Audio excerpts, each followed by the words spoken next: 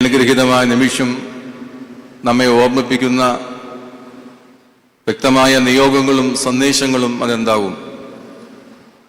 കമ്പിവാചകത്തിൽ ഈ അനുസ്മരണ പ്രഭാഷണം നിർവഹിക്കേണ്ടത് എൻ്റെ ചുമതലയാകയാൽ ഒന്നാമതായി എനിക്ക് തോന്നുന്നു, അനുഗ്രഹീതനായ ഈ പിതാവ് കണ്ടനാടിന് സ്വതസിദ്ധമായുള്ള പൈതൃക ബോധ്യങ്ങളുടെ പ്രതീകമായിട്ടാണ് സഭാചരിത്രത്തിൽ ഞാൻ കാണുന്നത്.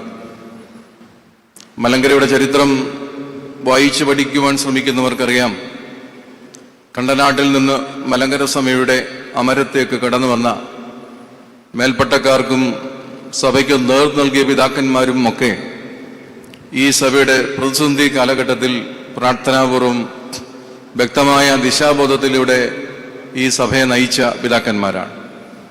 ആ ഗണത്തിലെ മുമ്പേ നടന്ന ഒരു പിതാവാണ് ഈ അനുഗ്രഹീതനായ പിതാവ് എന്നോർത്ത് ദൈവത്തെ നമുക്ക് സ്തുതിക്കാം.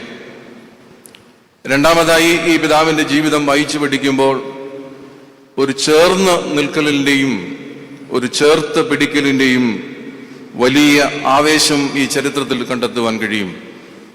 ഇവിടെ സൂചിപ്പിക്കപ്പെട്ടതുപോലെ തന്നെ മലങ്കര സഭയുടെ ദശാസന്ധി മുഹൂർത്തങ്ങൾ ചേർന്നു നിന്ന ഭാഗ്യവാനായ ഒരു പിതാവ്. മലങ്കര സഭയിൽ സ്വതന്ത്രമായ ഒരു കാതോലിക്കേറ്റും അതിൻ്റെ സ്ഥാപനവും അതിനെ ചുറ്റിപ്പറ്റിയുള്ള ഭീഷണികളും സമ്മർദ്ദങ്ങളും അതിനെ എങ്ങനെ നേരിടുവാൻ കഴിയുമെന്നുള്ള പിതാക്കന്മാരുടെ ആലോചനകളും ആ സ്വതന്ത്രമായ കാതോലിക്കേറ്റ് സ്ഥാപിതമായതിനു ശേഷം വാഴിക്കപ്പെട്ട ആദ്യത്തെ മെത്രാപ്പോലിത്ത എന്ന നിലയിൽ ആ നിയോഗത്തോട് വട്ടശ്ശേരി തിരുമേനിയുടെയും ആ കാലഘട്ടത്തിലെ പിതാക്കന്മാരുടെയും എല്ലാ ബോധ്യങ്ങളോട് ചേർന്ന് നിൽക്കുവാൻ കഴിഞ്ഞ ഒരു പിതാവ്. ഈ ചേർന്ന് നിൽക്കൽ എളുപ്പമുള്ളൊരു പ്രക്രിയയായി പലരും തെറ്റിദ്ധരിക്കുന്നുണ്ട്. ചില മുഖസ്തുതി പഠനങ്ങൾ കൊണ്ട് അത് എളുപ്പത്തിൽ നിർവഹിക്കാമെന്ന് തെറ്റിദ്ധരിക്കുന്നതുമുണ്ട്. അതൊക്കെ പൊയ്മുഖങ്ങളാണ്. അവയൊക്കെ പല കാലഘട്ടങ്ങളിലും അടർന്നു പോകുന്നതാണ്. എന്നാൽ ചരിത്രം പിൻകാലത്ത് രേഖപ്പെടുത്തുമ്പോൾ ജീവൻ കൊടുത്തും സ്വന്തം ഇമേജുകൾക്കപ്പുറമായി സഭയെ സ്നേഹിച്ചും സഭയോട് ചേർന്നു നിന്ന പിതാക്കന്മാർക്ക് മാത്രമാണ് സഭാചരിത്രത്തിൽ സ്ഥാനമുണ്ടാകുക എന്നത് ഈ അനുഗ്രഹീതനായ പിതാവിൻ്റെ ജീവിതവും സാക്ഷ്യവും നമ്മെ ഓർമ്മിപ്പിക്കുന്നു. ഒപ്പം ഒരു ചേർത്ത് പിടിക്കലുമുണ്ട്. വട്ടശ്ശേരി തിരുമേനി എത്രമാത്രം ഈ പിതാവിനെ ചേർത്ത് പിടിച്ചു എന്നതും ആ ചരിത്രം ഓർമ്മിപ്പിക്കുന്നു. ചേർത്ത് നിൽക്കാൻ ആഗ്രഹിച്ചിട്ടും ചേർത്ത് പിടിക്കാതെ പോകുന്നതിന്റെ വേദനകൾ ചിലപ്പോഴൊക്കെ വർത്തമാനകാലത്തിൽ പലരും പറയാറുണ്ട്. എന്നാൽ ഇത് ഒരു വലിയ അസുലഭമായ മുഹൂർത്തമാണ് നമ്മെ ഓർമ്മിപ്പിക്കുക. ഒരു ചേർന്ന് നിൽക്കലിൻ്റെയും ഒരു ചേർത്ത് പിടിക്കലിൻ്റെയും വലിയ ബോധ്യം അത് മലങ്കര സഭയ്ക്ക് നൽകിയത് സ്വാതന്ത്ര്യത്തിന്റെ കരുത്താണ്. അതിന്റെ സഞ്ചാരപാതകളുടെ വലിയ വേഗതയാണ് മലങ്കര സഭയ്ക്ക് നൽകിയത് എന്ന് ഓർക്കുന്നു. ഒന്നുകൂടെ പറഞ്ഞ് ഞാൻ ഇവിടെ അവസാനിപ്പിക്കാം. ഈ പിതാക്കന്മാർ മലങ്കര സഭയെപ്പറ്റി കണ്ട കാഴ്ചകൾ എന്തായിരുന്നു?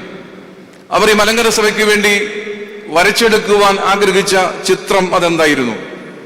മലങ്കര സഭയ്ക്ക് വേണ്ടി അവർ വർത്തമാനകാല ജീവിതത്തിന് പരിചയപ്പെടുത്തുവാൻ ആഗ്രഹിച്ച സഭയെ പറ്റിയുള്ള ബോധ്യങ്ങൾ എന്തായിരുന്നു?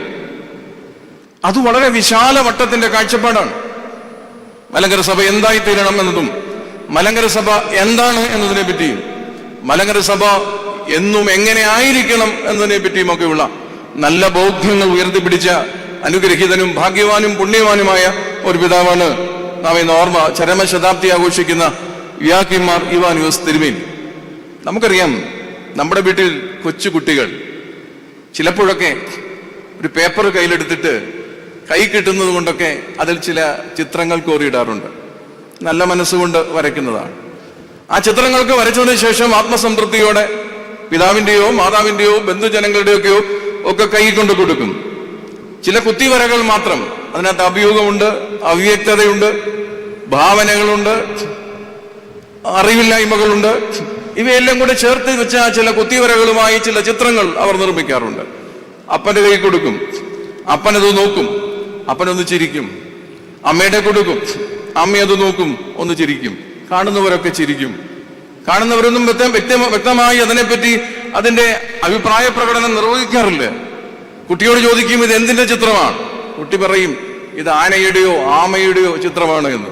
കുട്ടിയുടെ ചിന്ത ഏതാ? താൻ വരച്ചത് ഒരു ആനയുടെയോ ഒരു ആമയുടെയോ ചിത്രമാണ് എന്ന്. പക്ഷെ ഈ ചിത്രം കാണുന്ന ആന ഉള്ളിൽ പൊട്ടിപ്പൊട്ടി ചിരിക്കും ഇവന്റെ മണ്ടത്തര ഓർത്ത്. ഈ ചിത്രം കണ്ട ആമ ഊറി ഊറിച്ചിരിക്കും, ഇവൻ എത്ര വളരാനുണ്ട് എന്നോർത്ത്. പക്ഷേ നാം അവനെ പറ്റി ഇനിയും അവൻ വരച്ചു വരച്ചു വളരട്ടെ എന്നോർത്ത് ചിലപ്പോൾ മൗനത്തിലൂടെ ഒരു പുഞ്ചിരിയിലൂടെ ഒക്കെ നാം അതിനെ നേരിടാറുണ്ട്. ഞാൻ എന്തിനിത് പറഞ്ഞു എന്ന് ചോദിച്ചാൽ, ഇന്ന് മലങ്കര സഭയെ സംബന്ധിച്ച് ചിലരൊക്കെ ചില ചിത്രരചനയുടെ തിരക്കിലാണ്. ഈ 1-2 പ്രാവശ്യം നിലപാട് മാറിയവരെ പറ്റിയൊക്കെ രാഷ്ട്രീയത്തിൽ സൊല്ലിപ്പിയുമനൊക്കെ ഇവിടെ ഉണ്ട്, ഞങ്ങളെ പറ്റിയല്ല, ഒക്കെ ചരിത്രത്തിൽ നമ്മൾ കാണുന്നുണ്ട്. പക്ഷേ ആഴ്ചകൾ തോറും നിലപാട് മാറി കരുത്ത് തെളിയിച്ചവരാണ് ഇന്ന് മലങ്കര സഭയുടെ നിലപാടുകൾ എന്താകണം എന്നതിനെ പറ്റി ചിത്രം വരയ്ക്കുന്നത്. വരയ്ക്കുക, ഒരു പേപ്പറും പേനായും. ഇപ്പൊ പേപ്പറും പേനായും ഒന്നും വേണ്ട, ഇപ്പൊ യൂട്യൂബ് മതി. ഒരു യൂട്യൂബ് കയ്യിലുണ്ടെങ്കിൽ അവൻ വരയ്ക്കുകയാണ്. മലങ്കര സഭ എന്താണ്, മലങ്കര സഭയുടെ ചരിത്രം എന്താണ്, മലങ്കര സഭയുടെ പോളിസി എന്താണ്. പരിശുദ്ധ ബാബാ തിരുമേനി എടുക്കാത്ത പോളിസി പോലും അവന്റെ ഊഹവും അഭ്യൂഹവും അവന്റെ ഭാവനയും ഒക്കെ ചേർത്തുകൊണ്ട് അവൻ വരയ്ക്കുകയാണ്. ഇത് കാണുന്ന ബാബാ തിരുമേനി ഈ ചിത്രം കാണുമ്പോൾ മുമ്പേ പറഞ്ഞ ചിരിയാണ് ഉള്ളിൽ വരിക എന്ന് എനിക്ക് ഉറപ്പുണ്ട്. കാരണം ഇത് അത്രയും ഗൗരവമേ അതിനുള്ളൂ എന്ന് പരിശുദ്ധ പിതാവിന് അറിയാം എന്നാണ് എൻ്റെ ഒരു പൂർണ്ണമായ ബോധ്യം. 3 വർഷത്തെ ഒരു സഹവാസത്തിൽ എനിക്ക് ഒരു ബോധ്യമുണ്ട്. എല്ലാവർക്കും അതേ ബോധ്യം തന്നെയാണുള്ളത്. എന്നാൽ ഇത് പറയാൻ കാരണം യുവാക്കീമാർ, ഇവാനിയോസ് തിരുമേനിയെ പോലുള്ള പിതാക്കന്മാർ ഈ സഭയെ പറ്റി വലിയ സ്വപ്നങ്ങൾ കണ്ടവരാണ്. ഈ സഭയുടെ സ്വാതന്ത്ര്യത്തെ പറ്റി വലിയ സ്വപ്നങ്ങളും വലിയ വലിയ ബോധ്യങ്ങളും കണ്ടവനാണ്. എന്താണ് ഇവിടെ നാം ചിന്തിക്കുന്നത്? ഭീഷണിപ്പെടുത്തി നിശബ്ദരാക്കാമെന്നാണോ? ഭീഷണികളുടെ നടുവിലൂടെ നടന്നുപോയ ഒരു കൂട്ടം പിതാക്കന്മാരുടെ മധ്യസ്ഥത ഈ സഭയ്ക്കുള്ളിടത്തോളം കാലം ഈ യാത്ര തുടരുക തന്നെ ചെയ്യും. സമ്മർദ്ദത്തിലാക്കാമെന്നാണോ? സമ്മർദ്ദങ്ങളെ കണ്ണുനീരോട് അതിജീവിച്ച പിതാക്കന്മാർ ഈ സഭയ്ക്ക് ഉള്ളിടത്തോളം കാലം ഈ സഭ സമ്മർദ്ദങ്ങൾക്ക് കീഴ്പ്പെടുകയില്ല. അസത്യങ്ങളുടെ കൂമാരങ്ങൾ തളയ്ക്കാമെന്നാണോ?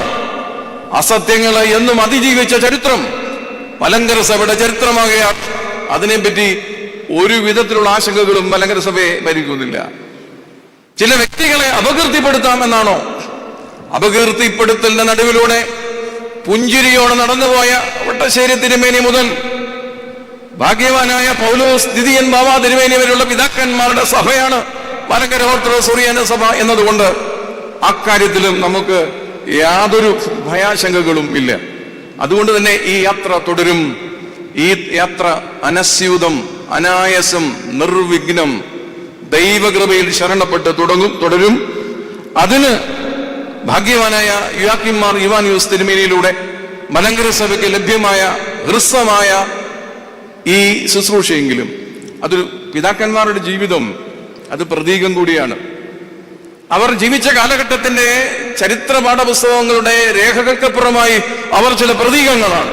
അങ്ങനെ മലങ്കര സഭയുടെ, പ്രത്യേകിച്ച് സ്വതന്ത്രമായി മലങ്കര സഭയിൽ സ്ഥാപിതമായ കാതോലിക്കേറ്റിന്റെ അധികാരത്തിന്റെ പ്രതീകമായി, അതിന് കീഴിൽ വാഴിക്കപ്പെട്ട മേൽപ്പെട്ട അധികാരത്തിന്റെ പ്രതീകമായി യുവാക്കീമാർ ഇവാനിയോസ് തിരുമേനിയെ കാണുമ്പോൾ പുണ്യവാനും ഭാഗ്യവാനുമായ ആ പിതാവിന്റെ മധ്യസ്ഥതയിൽ ശരണം പ്രാപിച്ച് എന്റെ വാക്കുകൾ ചുരുക്കും.